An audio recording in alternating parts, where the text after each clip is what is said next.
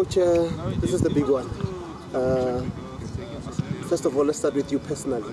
How does it feel like being at a World Cup, leading a team of South Africa's caliber? You know, Mahlomola, a lot of people would see it a different way, but I don't know how, because I would be celebrating, but it's to me it becomes a challenge, because you always think of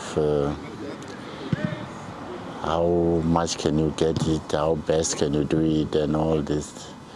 Yeah, so, but well, I'll always appreciate the opportunity. I'll always appreciate the opportunity, much as it was a team effort. Everybody who's in football obviously want to see himself having played once or more than once in the World Cup. So it's a blessing. It's an opportunity, it's a blessing that one would really appreciate. And it's not an achievement per se. An achievement would be if we end up maybe getting a silverware out of that. But, well, one would appreciate for himself being in football as a coach for this moment in particular. Coach, let's have a brief look at the journey. Mozambique, COSAFA, Egypt, AFCON, and now Chile, the World Cup. What does it mean to you? We already have compiled a document sort of that tells the story.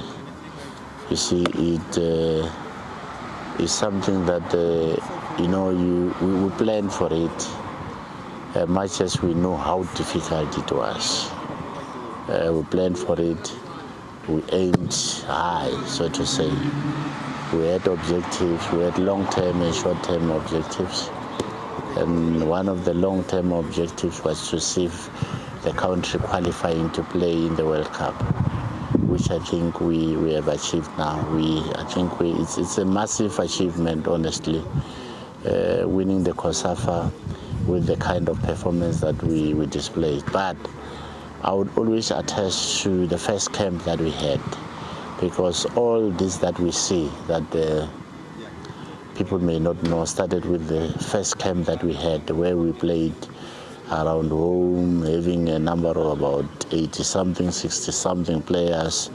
And you look at it, the core of the team is the core that comes from the very same camp that we had. And little that we knew that the plan that we put up, the roadmap that we put up to say, this is a preparatory camp that will lead to COSAFA, will do by all coach to win COSAFA and qualify for AFCON. And AFCON, all we said was to say, if we can play and then qualify for the World Cup. We'd never thought of lifting the trophy and became the champions in Africa. But we felt what was achievable and possible was to qualify for the World Cup. And indeed, we went beyond that. And I think that booklet tells the story in terms of how much effort we put as a technical team. You see, the technical team has never changed. And we know each other, mostly we know how we operate, and the effort that was put by almost everyone, including the support staff. So it's a story that one believes in any structure can be able to work for positive results. But I think it's an achievement of some kind on an honest note, football-wise, but especially with our country, South Africa, where we are. I think it's showing to say there is a brighter future in terms of our football if we really get the right structures, get the right people, get the right plans, get the right support. We can always talk about this almost every time, qualifying and playing the World Cup, qualifying and playing in the World Cup. But it was out of a very good effort. Coach, you're speaking of the technical staff, the backroom staff, and the players themselves. How much has this team grown since Mozambique to be here, and how much will that help to compete in this tournament?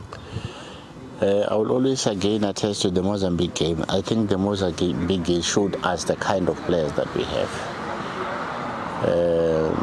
When we went there, the first game I remember we were playing Malawi, who were saying, I think in the previous competition maybe they had beaten South Africa 4 or something like that. So we were with them in the same hotel. But you see, people who have got that belief and confidence say, man, South Africa, forget that. But we surprised them. That's when we realized the kind of character, the kind of talent that we have.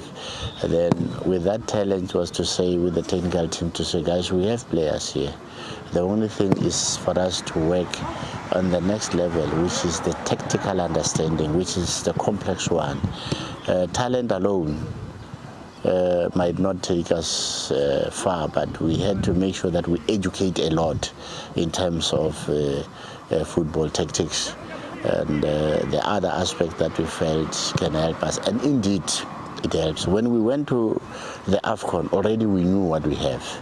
Much as we could not raise hands and dance and sing and shout, we knew what we had. And we believed with what we had, if we put up everything, everybody be honest to himself, having that confidence, putting up that character, playing as we agree. There is one thing, I can say, is if you go and check what we call our pre-match agreements.